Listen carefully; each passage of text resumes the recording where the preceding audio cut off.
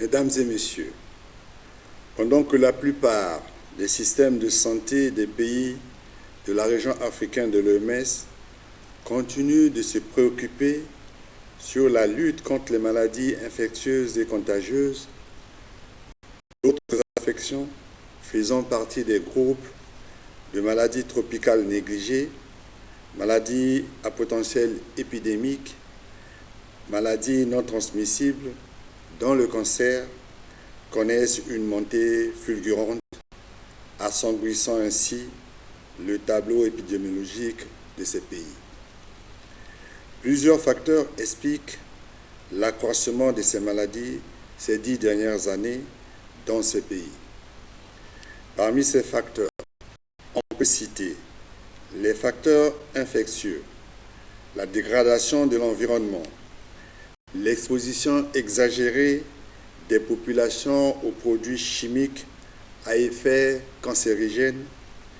À cet effet, la journée du 4 février, dédiée à la lutte contre le cancer sur le plan mondial, sous le thème « Pour des soins plus justes », justifie bien l'apogée de ces fléaux, préoccupant les États, organisations, sociétés, patients, citoyens et tous les autres acteurs à sensibiliser le plus grand nombre aux principaux enjeux de la lutte contre le cancer. À l'occasion de cette journée, l'Union internationale de lutte contre le cancer à travers le monde invite chaque pays à mettre en place des actions de mobilisation pour sensibiliser au cancer et aux grands enjeux actuels de santé publique. Il s'agit de la prévention et le dépistage, l'accès de tous au diagnostic, aux traitements spécifiques et aux soins palliatifs, ainsi que la promotion de la recherche et les acquis des innovations en matière de lutte contre le cancer.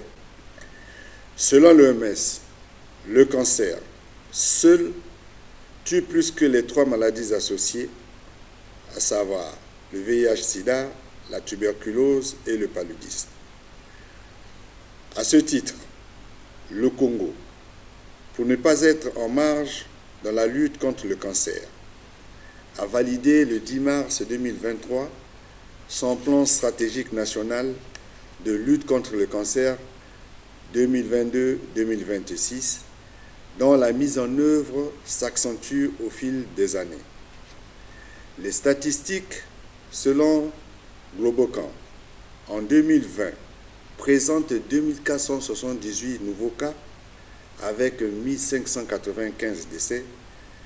Parmi les 2 premiers cancers en fonction du sexe, chez la femme, le cancer de sein, 32,3%, cancer de col de l'utérus, 25,5%, chez l'homme, prostate, 37,1%, foie, 15,7%, chez les enfants, de 0 à 14 ans, 125 nouveaux cas.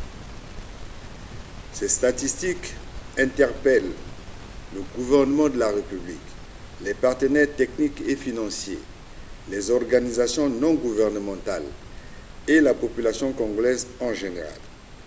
Aujourd'hui, l'occasion m'est donnée de solliciter l'appui de tous les partenaires, entreprises, sociétés, ONG et même les personnes de bonne volonté d'accompagner le ministère de la Santé et de la Population à travers le Programme national de lutte contre le cancer, en sigle PNLC, dont l'acquisition de la radiothérapie et les médicaments anticancéreux, souvent inaccessibles aux nombreux patients vivant avec le cancer au Congo.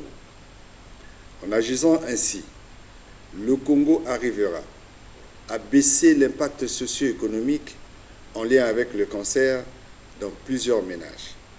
Ensemble, luttons contre le cancer. Je vous remercie.